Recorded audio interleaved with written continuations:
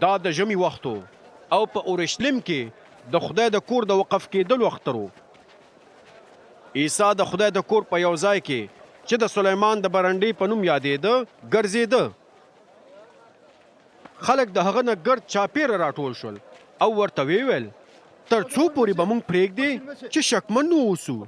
که چیرې ته مسیح یې نو موږ ته یې ښکاره ووایه. عیسی ځواب ورکړ ما تاسو ته وویل خو تاسو پرې باور نه کوئ. زه چې د خپل پلار په نوم کوم کارونه کوم هغه زما په حقله شاهدي ورکوي، خو تاسو پرې باور نه کوئ ځکه چې تاسو زما پسونه نه یئ. زما پسونه زما اواز پیژني او زه هغوی پیژنم او هغوی ما پسې راځي.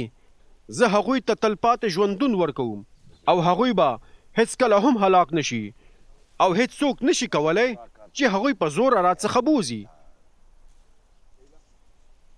زما پلار چې هغه خلک ما ته راکړي دي هغه د ټولو نه لوی دی او هیڅوک نشي کولی چې هغوی زما د پلار نه په زوره بوزي. زه او پلار یو یو.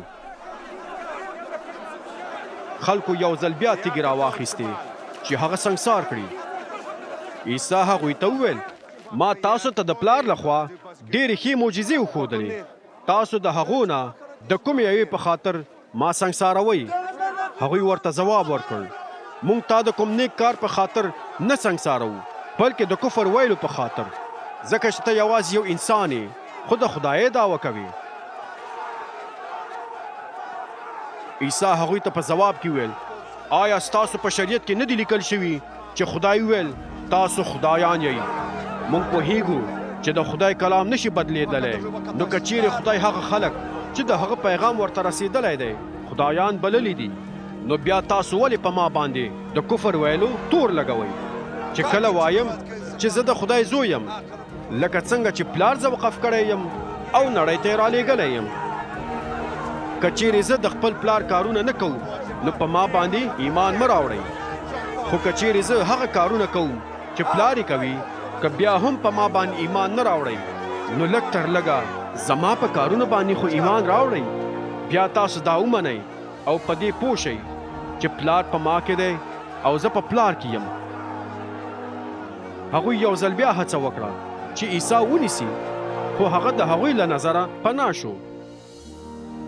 بیا عیسی د اردن د دریاب بلې غاړې ته پورې ووت او هغه ځای ته لاړ چې مخکې یحیی پکې د تعمید غسل ورکاوه او هلته پاتې شو.